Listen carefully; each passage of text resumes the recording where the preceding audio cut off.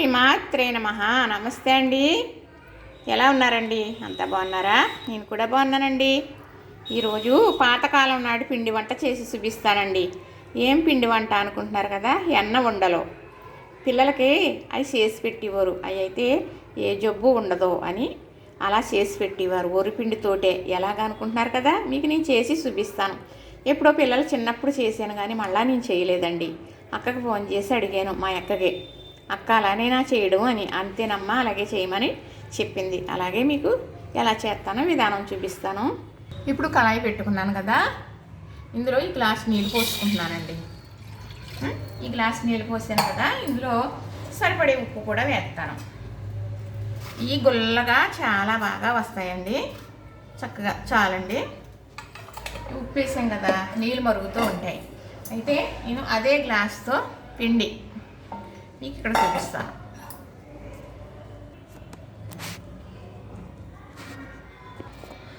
అదే గ్లాస్తో పిండి అండి, ఇది వరిపిండి. చక్కగా తీసుకున్నాను కదా. గ్లాస్ నీళ్ళు అయితే అదే గ్లాస్తో వరిపిండి తీసుకున్నాం. కొద్దిగా ఒక చిన్న చెంచాడు వాము, అలానే మనం ఇంట్లో తయారు చేసుకున్న మసాలా కారం ఒక చిన్న స్పూన్లు. ఇప్పుడు ఇందులో మరి ఎన్న ఉండలు కదా మనం చేసేది, ఏమి వెయ్యాలి? ఎన్న వేయాలండి. చక్కగా అదుకోనండి, వెన్న వేసాను. ఇప్పుడు ఇది ఇలా కలిపేస్తాను. ఈ నీళ్ళు మరిగేటప్పటికి ఇది ఇలా కలిపేసుకుని చక్కగా ఉంచుకుంటే ఆ నీటిలో వేసుకున్నామంటే ఉక్కుతుంది అన్నమాట. చేసే విధానం చూపిస్తే చేసుకుంటారు కదా. ఇది పూర్వం పాతకాలం నాటిది, పెద్ద ఐటమ్ అక్కర్లేదు. వరిపిండి అంటారా? ఇది చెప్పడం మర్చిపోయాను. ఈ బియ్యం పిండి అండి ఇది. మనం బియ్యం శుభ్రంగా రేషన్ బియ్యం తెల్ల నీళ్ళు వచ్చే వరకు కడిగేసి ఆరబోసేయాలండి. బాగా కరకల్లాడుతూ ఎండిపోవాలి. ఓ రోజు ఎండలేదనుకోండి, మర్నాడు వరకు ఉంచేయండి ఎండలో, మళ్ళీ పెట్టండి. కరకల్లాడుతూ ఎండిపోయిన తర్వాత చక్కగా మిల్లు పట్టించేసుకున్నారనుకోండి, మీరు సంవత్సరం అంతా వాడుకోవచ్చు. ఒక గూడు అనేది రాదు. ఇలాంటి వంటలు చేసుకోవటానికి గుల్లగా ఉండాలి. మనకి జంతువులు వండుకున్నా గుల్లగా రావాలి. మరి అలాగే ఇంకా రకరకాలు చేసుకుంటాం కదా వరిపిండితో, ఇలాంటి నూనె వంటలు గుల్లగా రావాలంటే పిండి మనం ఆడించి ఇంట్లో ఉంచుకున్నాం అనుకోండి, అది ఆరి కొలిది మన ఇంట్లో అలా ఒక నెల 2 నెలలు అలాగ అయ్యేటప్పటికి ఇది మంచి దూదులాగా తయారయ్యి మనం చేసిన ఐటము గుల్లగా వస్తాయి అన్నమాట. చక్కగా చూసారా ఎలా కలిపేసాను. ఇప్పుడు నీళ్ళు మరిగేటప్పుడు వేద్దాం. ఇప్పుడు చక్కగా నీళ్ళు మరుగుతున్నాయి చూసారా.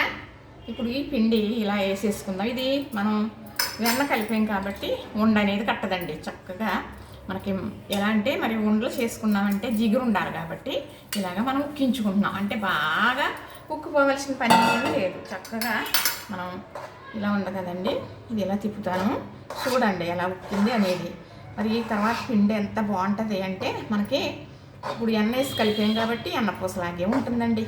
అసలు ఉండ అనేది కట్టదు. ఇప్పుడు ఎన్నపూస వేసి కలిపాం కాబట్టి చక్కగా ఇలాగా అంతేనండి. అంటే వాటర్ తక్కువే ఉండాలి. అలా కాకపోతే నూనె లాగేస్తాయి, మెత్తగానూ ఉంటాయి. మరి ఇలాగ ఈ ఉడికి ఈ వేడి వాటర్ ఈ ఉడికి జిగురు అనేది వస్తుంది వరిపిండి. అప్పుడు మనకి చేసుకోవటానికి చాలా బాగా వస్తాయి.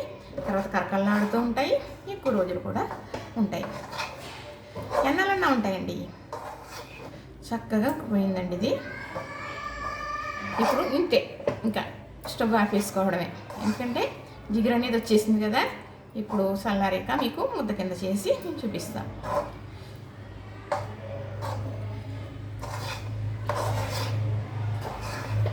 ఇంతేనండి. ఎన్న ఉండలంటే ఈజీ అంటాం కానండి, ఈజీ కాదు. చేస్తేనే పని ఏదైనా చేస్తే ఈజీ అవుతుంది తప్ప పని అనేది ఈజీ ఎలాగైపోతుందండి. సులువుగా చేసుకోగలగల ఎంత అనేసి అంతేనండి. చక్కగా మూత పెట్టేసి ఒక 5 నిమిషాలు ఉంచుతాను, తర్వాత చూపిస్తాను.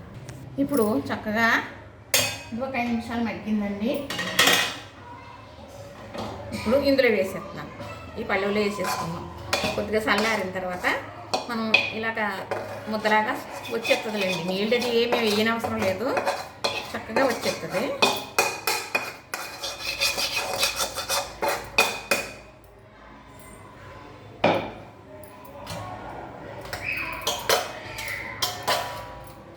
ఇది నీళ్ళది వేయక్కర్లేదండి.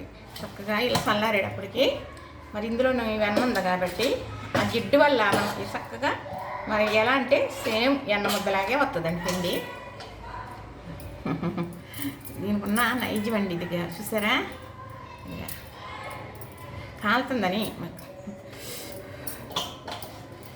చల్లారితే చక్కగా వచ్చేస్తుందండి. ఇలా కొంచెం కొంచెం తీసుకుని ఇలాగా ముద్దగా చుట్టేసుకున్నాం అనుకోండి. ఇప్పుడు ఇది మనం ఉండలో చుట్టేసుకోవచ్చు చక్కగా.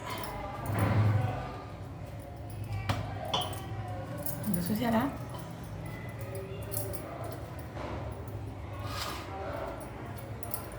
ఇదిగోనండి కదా. ఇప్పుడు మీకు ఇవి ఉండలో చేసి చూపిస్తాను. ఇంకా వెన్న వేసాం కదా, చేతి నిండా వెన్న అంటుకుంటుంది. ఇలా ఉంది కదండి, ఇలా చేసేసుకుంటే చక్కగా మీకు చేసి చూపిస్తాను. ఇంకోనండి చక్కగా చూసారు కదా, ఇదిగోనండి ఉండలో ఇంతే. ఏం కాదు, పెద్ద సులువేనండి, కష్టమేం కాదు. ఇలాగ చేసుకుని అంటే పని చెప్తాం కానండి, కష్టం లేకుండా ఉండదు. కానీ చేసుకోవాలి. అస్తమానం మనం పిల్లలకు కొనేసి పెట్టేసామనుకోండి, అదేమో కాక నూనె. పాపం వారు కూడా అమ్మటానికి ఏం చేస్తారు, మన కోసం అస్తమానం ఫ్రెష్ నూనె చేయలేరు కదా. అయితే మన పిల్లల గురించి మనం చూసుకోవాలి అని నేను అంటానండి. చక్కగా నూనె వేసి కళాయి పెట్టానండి. నేను ముందు చేసేసి వేపేసి పక్కన పెట్టి అప్పుడు కొంచెం పిండి పెట్టి మీకు నేను చూపిస్తాను మొత్తం ప్రాసెస్. ఒక గ్లాస్ పిండికి గ్లాస్ నీళ్ళే. అయితే నేను 1 కేజీ పిండి చేశానండి. ఫస్ట్ చేసి మీకు చూపించడం కోసం మొదల కాడ నుంచి చేసి చూపించాను అన్నమాట. అంతేనండి. ఇప్పుడు ఇలా ఉన్నాయి కదా, ఇవే మళ్ళీ ఇలాగా యాప్కాయల్లా కూడా చేస్తారన్నమాట. పిల్లలు ఇష్టంగా తింటారు. చిన్ని అనుకోండి తినగలుగుతారు కదా. మరి ఈ గుల్లగా చాలా కలకలాడుతూ వస్తాయండి. అవును, చాలా బాగా వస్తాయి. అందుకని ఎవరంటే పెద్దవాళ్ళు చేస్తే దగ్గర పని చేస్తే చూస్తే దూరం. ఏదైనా చేస్తే సులువే, చేయనని చెప్పు కష్టం అనేవారు అన్నమాట. ఇలాగా చేసేయడానికి ఇంత ఈజీగా ఎలాగొచ్చేస్తుందంటే మనకి ఎన్న వేసాం కాబట్టి చేతికి అంటుకోవడం ఉండదండి. ఇలా తీసేటప్పటికి మనకి చక్కగా వెన్న పూసలాగా వస్తుంది చేతికి. చూసారు కదా, నీళ్ళు మాత్రం ఎక్కువ వేయకూడదు. గ్లాస్ పిండికి గ్లాసుడు నీళ్లు మాత్రమే వేయాలి.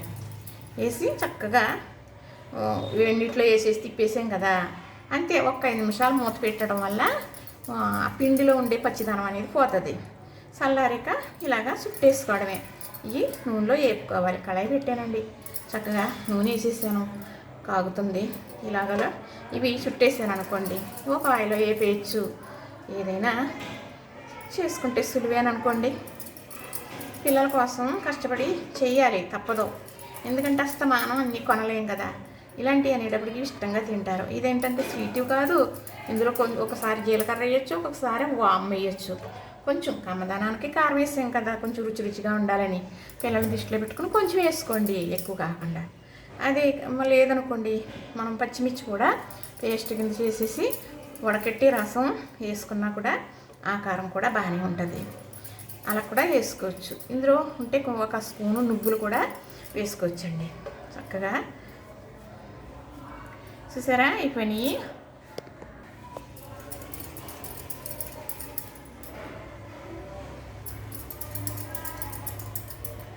అంతేనండి. ఏదైనా చేస్తుంటే సులువని చెబుతున్నాను కదా.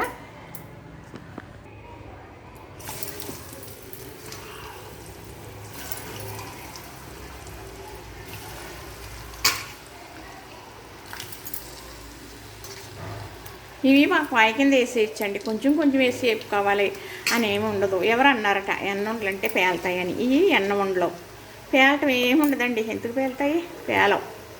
చక్కగా వేసేసాను కదా, ఒక 5 నిమిషాల వరకు అట్లా పట్టించుకోకుండా ఉంటే చక్కగా వేగిపోతాయి. వేగిపోతే దేవేసుకోవడమే.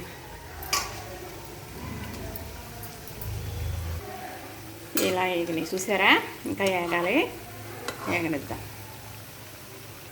ఇక చూసారా వేగిపోయినాయి. ఇప్పుడు తీసేస్తానండి. ఇవిగోనండి చక్కగా ఎంత బాగున్నాయి చూసారా. మరి ఇదిలాగా కన్నా మీకు చూపిస్తాను.